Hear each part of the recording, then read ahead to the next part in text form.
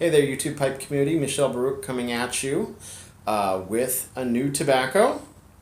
I have in my pipe 3 Nuns. I have been looking forward to trying this for a while. This is one of those classic things everybody has always talked about. A lot of people have reviewed.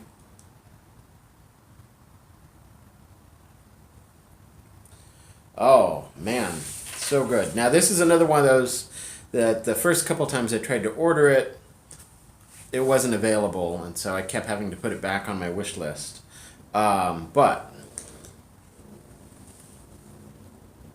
yeah, this is amazing stuff. So I'd always kind of heard, but no one ever really got into details about the lore around 3 Nuns. Apparently, this is something that C.S. Lewis and j.r.r. Tolkien, and they had their literary soiree. They'd get together at a pub. They all taught university together. I forget, was it Cambridge or Oxford? Cambridge, wasn't it? I forget now. I don't want to say it and then be wrong. So one of those two, one of the prestigious British universities, where they were teaching at the time, but they would get together at the pub and read chapters of the stuff they're working on. So like The Lion, the Witch, and the Wardrobe from C.S. Lewis, and a lot of The Hobbit, and eventually Lord of the Rings. They would like round table together and talk about what was working and give each other suggestions, and they all smoked pipes. And lore has it, and I don't know if this is true, that the original version of 3 Nuns by Imperial Tobacco was one of their favorites. Now, I did just watch Bremen Pipe Smoker's video interview of, I don't remember her last name, Annika something. She is a German literary historian and is kind of a Tolkien expert. She had actually talked about how we're not actually sure, historically speaking, what Tolkien smoked most of the time. There were some tins in his house that I guess the family all used to like store things in, marbles and crayons and keepsakes and stuff. But we don't know what his favorite tobacco was, apparently. But lore has it 3 Nuns was something that all of those literary greats all smoked together and enjoyed kind of as a group.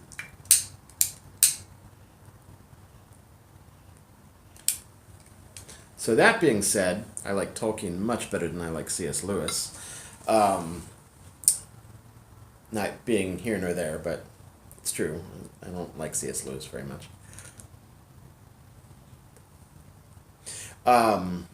This is amazing stuff. It's actually pretty simple in a lot of ways. Apparently the original Imperial Tobacco formula was a vapor, Virginia and Perique. And when Orlick took over the recipe, according to what I've been reading, they substituted the dark-fired Kentucky burley, or parentheses, burley, for the Perique. And there's also some Brazilian, what is it called? Light Brazilian leaf.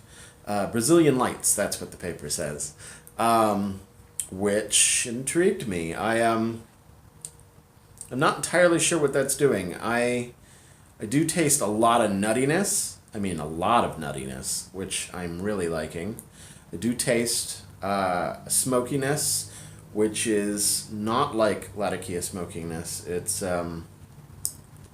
like a leathery taste.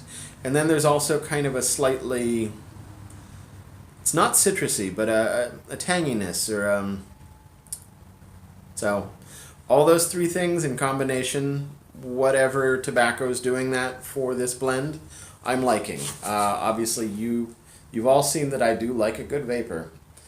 So this Virginia Burley, or as I read on a tobacco review of it, what do they call it? Instead of a vapor, they called it a vacai.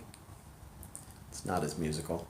But it's a Virginia Burley blend with a little bit of these Brazilian lights thrown in. And I am not disappointed. The Golden Ready Rubbed, which is a Virginia Burley blend, I'm still kind of not sold on it.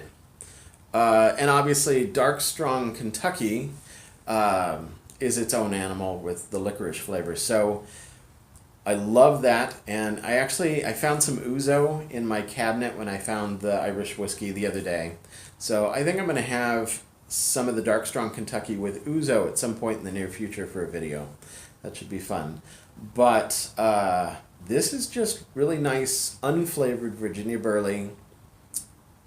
Yeah, this is lovely. This is a classic, even, nice, tasty tobacco. It's that easy. So yeah, this is also something I would be very willing to stock up on. And of course, I tend to like Mac Baren products as a general rule, not so much the Golden Ready Rubbed, or Golden Extra Ready Rubbed, but I like their quality. And that does bring me some, so I am going to put this down. I'd never actually seen this tobacco. I left it in the tin for this reason. For those of you who have not seen Three Nuns before, so it's not a coin cut like some of the vapors that I like, or even a flake. It's an interesting combination. It's like a rough coin. So each one of these little coins, I'll pull one out without pulling out some. There you go. Each one of these little coins, and I'll give it a little contrast here so we can hopefully get some focus. They're not the perfect coins like an Escudo. However, when this rubs out, it rubs out into like this perfect ribbon cut, and I find it to be pretty dry-ish out of the tin. Pretty much, it seemed, at least when I rubbed it out, you can see I haven't jarred it up yet. It seemed to me to be the exact perfect moisture. Goldilocks moisture, Bradley would call it on Stuff and Things. I do say that my one complaint so far, at least directly out of the tin, I haven't done any special preparation with it, has not been spectacularly easy to keep lit. But that's on me, and I will play with this to see what the right technique or moisture level and packing and all that for this particular tobacco is. I don't think it's the tobacco. I think it's user error.